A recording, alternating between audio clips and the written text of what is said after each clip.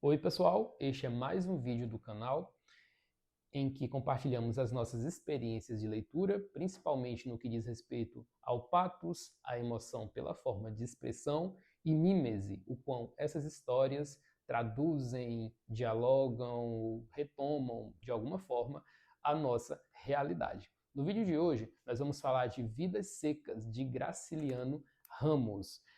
Este é o meu primeiro livro do meu desafio de livros para 2026. Esta resenha está saindo um pouco atrasada. Hoje é 22 de fevereiro de 2026 e eu li este livro nos primeiros dias de janeiro.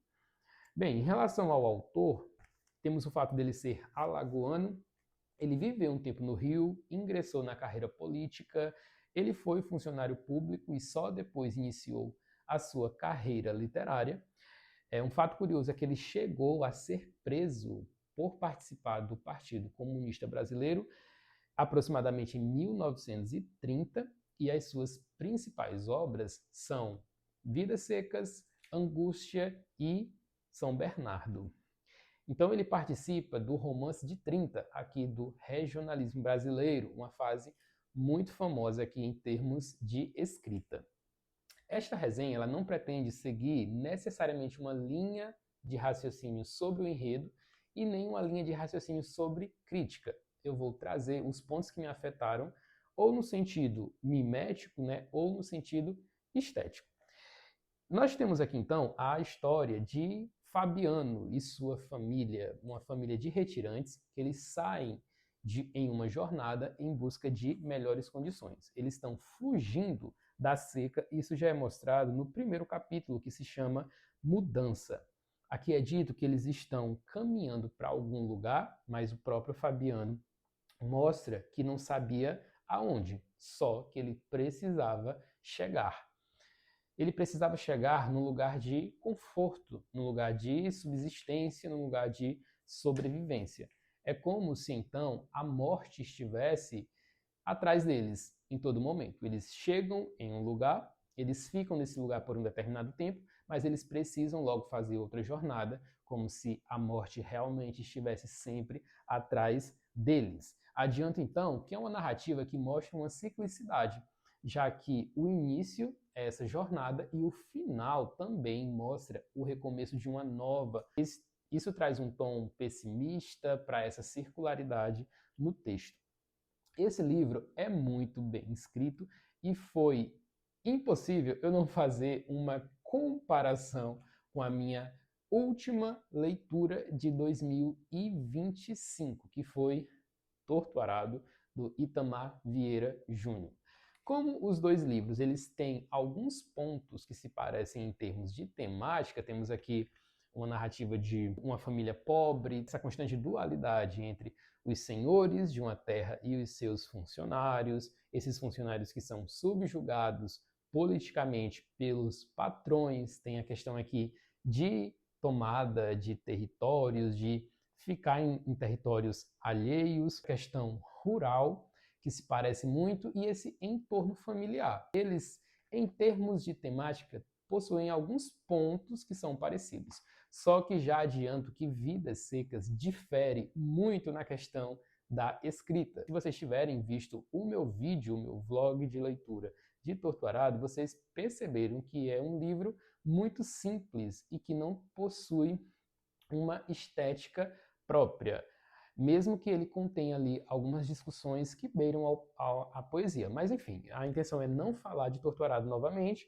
é um vídeo bastante grande, então sugiro que quem tem curiosidade assista, mas eu quero frisar que Vidas Secas é um livro totalmente estético e isso difere totalmente de Torto Arado. Temos aqui uma narrativa que te fisga pelo estético, como uma boa literatura deve ser. Então, já fica aquela sensação de que não é só contar uma história, mas é contar uma história de forma bela, com palavras certeiras, com formas de narrativas convincentes e com narradores que te encantam, tanto pela forma de dizer, quanto por aquilo que se diz. É que já no início nós temos uma imagem de uma contagem regressiva. E logo na página 9 dessa edição aqui da Record, nós temos o seguinte, ó, ainda na véspera eram 6 viventes, contando com o papagaio, coitado, morrera na areia do rio, onde haviam descansado, à beira de uma poça. A fome apertara demais os retirantes, e por ali não existia sinal de comida. Baleia jantara os pés, a cabeça, os ossos do amigo, e não guardava lembrança disto. Aqui é uma cena icônica do papagaio que é comido por conta dessa situação de seca, de miséria. Então, além dessa imagem de que a morte está atrás deles, então eles estão fugindo dela de todas as formas possíveis, inclusive da necessidade de comer esse papagaio que, de certa forma, fazia parte do núcleo familiar, também nós temos uma imagem de uma contagem regressiva. O narrador diz aqui que ainda na véspera eram 6 viventes. Isso vai mostrando que o próprio narrador está contando esses viventes. Eram tantos, agora diminuiu um, e você fica com aquele mau presságio de que vai diminuir outros. E aí você quer também saber se isso realmente vai acontecer de fato ou se é só uma forma de gatilho na narrativa para você se sentir como se a narrativa de miséria fosse, na verdade, uma bomba relógio que vai matar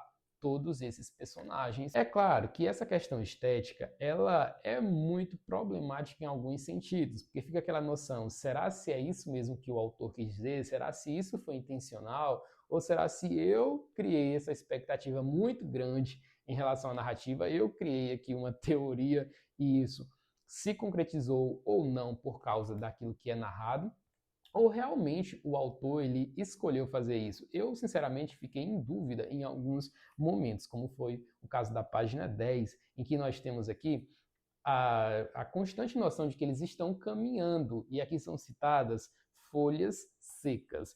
E essa página tem muito a literação do S. E aí eu até anotei aqui na minha edição, será se esse S está denotando esteticamente o seco? Eu não cheguei a pesquisar isso em nenhum lugar, não li nenhum artigo sobre isso. Eu, sinceramente, me deixei ficar na dúvida. As manchas dos juazeiros tornaram a aparecer. Fabiano aligerou-se o passo, esqueceu a fome, a canseira e os ferimentos. As alpercatas dele estavam gastas nos saltos, e a Imbira tinha-lhe aberto entre os dedos rachaduras muito dolorosas. Os calcanhares duros como cascos gritavam e se sangravam. Percebe a repetição do S, que é o mesmo som ao pisarmos em folhas secas? Sempre que nós temos um clássico, nós ficamos com essa impressão de que o autor quis ao máximo deixar essa narrativa bela, mas não há nada que comprove totalmente. Fabiano é, então, atormentado pela noção de miséria. Nós temos aqui um outro eu de Fabiano que fica sempre em embate com ele próprio. Ele fica culpando de que aquela situação é culpa dele, de que ele não é homem o suficiente. Lá na página 16, nós temos o seguinte, ó, Fabiano, você é um homem, exclamou em voz alta. Ele mesmo falou isso. Conteve-se. Notou que os meninos estavam perto. Com certeza iam admirar-se ouvindo falar só. E pensando bem, ele não era homem. Apenas um cabra ocupado em guardar coisas dos outros. Vermelho, queimado, tinha olhos azuis, a barba e os cabelos ruivos, mas vivia em terra alheia. Cuidava de animais alheios, descobria-se, encolhia-se na presença dos brancos e julgava-se cabra. Então, ele mesmo, às vezes, tem essa crise. Ele não se vê como homem porque ele não consegue prover a casa, ele não consegue cuidar da sua família de uma forma devida. Então, fica esse embate desse homem interior que clama por ele ter essa noção de proteção em relação à sua família, cuidado, né? O cuidado com a esposa, com os filhos, que isso é uma perspectiva universal. Eu não quero entrar naquela discussão se isso aqui é machismo ou não, porque a mulher também pode ser a provedora. Estou falando de uma sensação universal de que entre o homem e a mulher, quem tem que se sacrificar pela sua família é o homem. Eu acho que não é justo você pensar que a família está passando por determinados problemas e há uma necessidade de sacrifício. Quem é dos dois que tem mais que sacrificar? É o homem ou a mulher? Então, acho que universalmente é o homem. E isso atormenta Fabiano de alguma forma, tanto é que depois que ele afirma que é homem, ele diz baixinho, ó, você é um bicho, Fabiano. Enquanto essa jornada vai acontecendo, nós acompanhamos como Fabiano vê a sua família e vê a si próprio. Ele sempre denota um complexo de inferioridade. Ele se vê como alguém que é incapaz, inclusive, de contar a sua própria história. E eu nunca vou esquecer de uma aula de teoria literária em que o professor falou que o homem é narrativa, o homem é dotado da necessidade, da possibilidade de narrar. E Fabiano se vê incapaz disso. Ó. Havia muitas coisas. Ele não podia explicá-las, mas havia. Fossem perguntar seu Tomás da Bolandeira, que é o dono ali das terras, que lia livros e sabia onde tinha as ventas. Seu Tomás da Bolandeira contaria aquela história. Ele, Fabiano, um bruto, não contava nada. Só queria voltar para junto de Sinhá Vitória, deitar-se na cama de varas. Então, ele se vê com esse complexo de inferioridade porque ele não consegue contar a sua própria história. Essa cama de vara que foi citada aqui, ela também é muito simbólica porque Sinhá Vitória, a esposa dele, é muito mais sonhadora e ela inclusive sonha com um tipo de cama mais confortável. Então, quando o narrador foca essa cama de vara, está deixando claro de que essa necessidade de Sinhá Vitória se comporta como apenas uma utopia e que a realidade é apenas uma cama de varas. Toda essa questão de revolta, mais receio porque não consegue contar a sua própria história, ele não consegue ter as próprias rédeas da vida. Esse complexo de inferioridade aparece com maior ênfase no capítulo Cadeia, no qual ele tem todo um envolvimento aqui com o poder público, né? Ele chama de governo. Então há esse embate entre alguém que é culto, que está no poder acima, que sabe dos seus direitos e deveres, com o Fabiano, que não consegue nem contar a sua própria história. Ele é revoltado então com o governo, suscitando também a ideologia do autor nessa época. Já no capítulo em que foca assim a Vitória, nós conhecemos um pouco mais dessa personagem e nós percebemos algumas questões miméticas, de novo, que são universais, como a questão da culpa, aquela culpa que chega a ser universal, que lembra, inclusive, a narrativa bíblica de Gênesis, lembra lá de Adão jogando a culpa para Eva, Eva também jogando a culpa para a serpente, para a sua queda. Diante da queda que nós temos aqui, a queda da miséria, essa situação horrível no qual eles se encontram aqui, eles ficam culpando um ao outro também. Sim, a Vitória fala que ele toma péssimas atitudes, gasta o dinheiro na feira de forma indevida, e ele, ressentido, ele alude que aquela situação acontece também por conta dela. Inclusive, ele cita os sapatos de verniz que ela usava nas festas, que eram, na visão dele, caros e inúteis. Algo interessante por esse capítulo é que eles continuam sendo perseguidos pela situação de morte. Então, há algumas retomadas ao passado que mostram e lembram esses personagens. Olha, vocês continuam na miséria, vocês ainda estão em situações de vulnerabilidade. O papagaio, que antes morrera por conta de toda essa situação, aparece com uma sombra nesse capítulo e eu achei fenomenal, porque ao passo em que o narrador relembra a história do papagaio, ele faz isso com um presente na narrativa, já que eles estão aqui tentando performar essa pomposidade que eles não têm, né, com sapatos que o Fabiano comprara em determinada ocasião, que ela não sabe andar direito, e aí ela é chamada ali de pés de papagaio. Olhou de novo os pés espalmados. Efetivamente não se acostumava a calçar sapatos, mas o remoque de Fabiano molestara.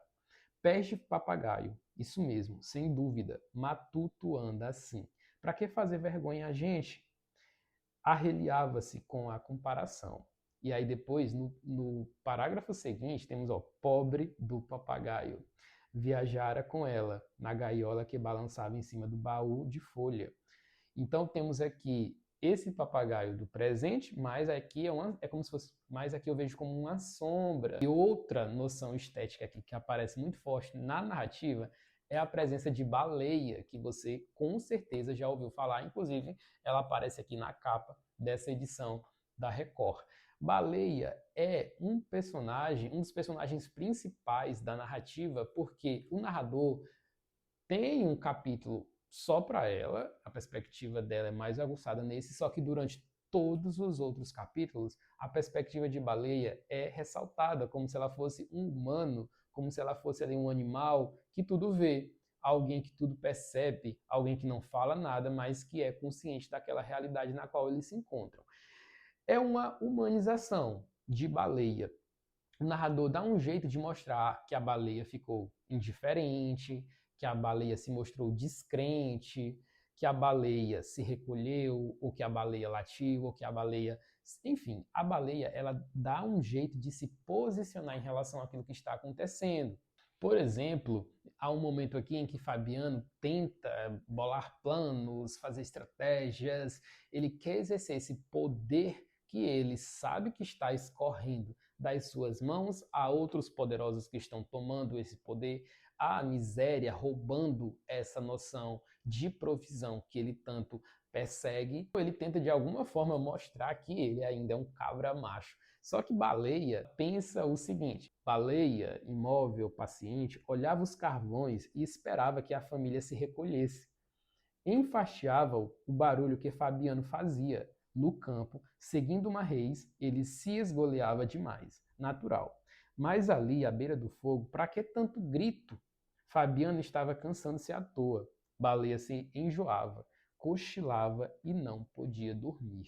Por mais que pareça que é apenas um animal tentando dormir por conta de um barulho, acredito que aqui nós temos um julgamento da baleia. É como se ela dissesse que não adianta, para que tanta performance? Nós sabemos onde essa história vai parar, nós sabemos que nada vai mudar. Então ela critica isso por meio dessa noção, então pelo menos me deixa dormir, para que tanto grito? Para que tanta performance? O capítulo da própria baleia é um dos capítulos mais tristes e mais conhecidos desse livro. Inclusive, o livro teria nascido deste capítulo, Baleia, em que era apenas um conto, e aí Graciliano Ramos alargou essa história. Nós temos aqui o definhamento de Baleia, ela aos poucos vai perdendo o seu sentido. Lá na página 85 é impressionante a forma como o narrador ele mostra o definhamento do corpo, o definhamento dos sentidos, né? Esse definhamento do sensorial. Sentir o perigo, sentir a seca. E aí, nesse momento, ela vai perdendo esses sentidos. Fala aqui de uma sede horrível que vai deixando ela sem paladar. O cheiro, aos poucos, que é o famoso cheiro dos preás, né? Que ela tanto quer comer. Ela vai perdendo esse cheiro, o olfato cada vez mais se embotava. Certamente os preás tinham fugido. Eu não estou entrando em detalhes como é que ela morre, como é que os personagens vão agindo. Eu estou falando de uma forma um pouco aleatória aqui em relação à narrativa, também para não entregar tudo e você, de repente, estiver assistindo esse vídeo, for querer ler também. Então eu estou deixando muita coisa para vocês tirarem aí as próprias conclusões. Estão caminhando para o abismo, que nada vai acontecer e que eles vão continuar na seca. Por mais que pareça repetitivo, isso aqui não é por acaso. O autor com certeza pensou nisso porque é uma forma de trazer essa espécie de maldição. Eles estão inserindo uma maldição, na maldição da seca, e que isso vai perdurar por mais tempo. Então, quando algo se repete, é apenas um narrador mostrando que isso não vai dar em nada. Eles estão fadados ao abismo. O último capítulo, que se chama Fuga. O próprio nome, ele já mostra essa ciclicidade, essa maldição, como eu já falei. Só que eu vou trazer outras questões aqui também. Eu lembro muito de uma aula de teoria literária também que o meu professor falou sobre a importância do leitor estar atento às cores da narrativa. É bem óbvio que a seca ela tem esse tom árido, o tom de areia, o tom amarelado, o fogo, a queimada, as folhas secas, tudo isso denota ali uma questão amarelada. Isso fica muito claro aqui, mas para além da obviedade, nós temos uma cor sendo transmutada, digamos assim. O começo é tomado por um amarelo. Soldado amarelo, eles percebem muito o amarelo. Eu deveria ter trazido aqui uma listinha das vezes em que isso ocorre, mas eu marquei isso algumas vezes. Por exemplo, na página 22, né, olhou a caatinga amarela, né, o poente amarelo. Então, aos poucos, isso vai se avermelhando. Essa cor vai se tornando laranja, vai aparecer várias as cores laranja. Não por acaso a cor do livro também tem esse tom, né? Então isso vai se tornando laranja, eles veem a vaca e falam que a vaca está laranja, e aos poucos isso vai se tornando um vermelho. Fabiano examinava o céu, a barra que atingia a nascente, e não queria convencer-se da realidade. Procurou distinguir qualquer coisa diferente da vermelhidão que todos os dias espiava, com o coração aos baques. Aí as mãos grossas, por baixo do chapéu, protegiam-lhe os olhos contra aquela claridade. Então há um vermelho ali ofuscando e lutando contra eles, né? Antes de olhar o céu, já sabia que ele estava negro de um lado, cor de sangue do outro, e que depois, profundamente, ia tornar-se profundamente azul. Então, ao anoitecer, ele mostra aqui, para mim, que é mais que um pôr do sol. Para mim, é mais que só uma questão temporal que vai acontecer todos os dias. Para mim, é um prenúncio de que aquele pôr do sol também denota essa ciclicidade, essa situação que vai se agravando a cada dia. É como se fosse um padecimento mesmo. É amarelo, mas vai se tornando laranja, vai se tornando vermelho, aí chega a noite. E o outro dia de novo, e o outro dia de novo. Tem uma parte aqui que o vermelho dá o lugar ao azul novamente, né, que é na página 116.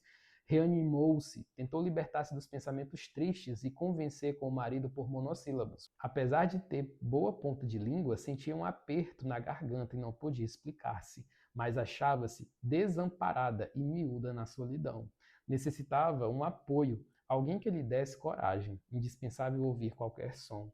A manhã sem pássaros, sem folhas, sem vento, progredia num silêncio de morte. A faixa vermelha desaparecera, diluíra-se no azul que enchia o céu. Sim, a Vitória precisava falar. Se ficasse calada, seria como um pé de mandacaru, secando, morrendo. Então, nós temos aqui esse vermelho desaparecendo com um azul, como se fosse um ponto da esperança, ou talvez da morte, né? Por isso que ela diz aqui, ó, um silêncio de morte começava a encher o céu. Então parece aqui que a única forma deles fugirem disso é no azul da morte, é você morrendo e parando de ver essa questão avermelhada, né? Posso estar enganado, e vocês, obviamente, podem corrigir nos comentários. Então fica aqui a minha indicação desse livro incrível, que mostra aqui toda essa desesperança dessa seca que o Nordeste passou e até em algumas regiões ainda passa. Fica muito claro aqui esse padecimento dos personagens. É impossível o leitor não se sentir empático com isso. No entanto, não é aquele livro que extrapola a questão política, esquecendo de outros pontos, e não é aquele livro que coloca a política num pedestal e esquece todo o resto da narrativa, que a narrativa precisa fazer sentido, que a narrativa não é um panfleto político. Então fica a recomendação desse livro incrível. Há muitas questões aqui que eu não consegui falar sobre tudo, né? É impossível falar sobre tudo num único livro, mas essa foi a minha primeira leitura do desafio. Já estou devendo os outros vídeos aqui para o canal, então espero você no nosso próximo vídeo do Patos e Mimesis.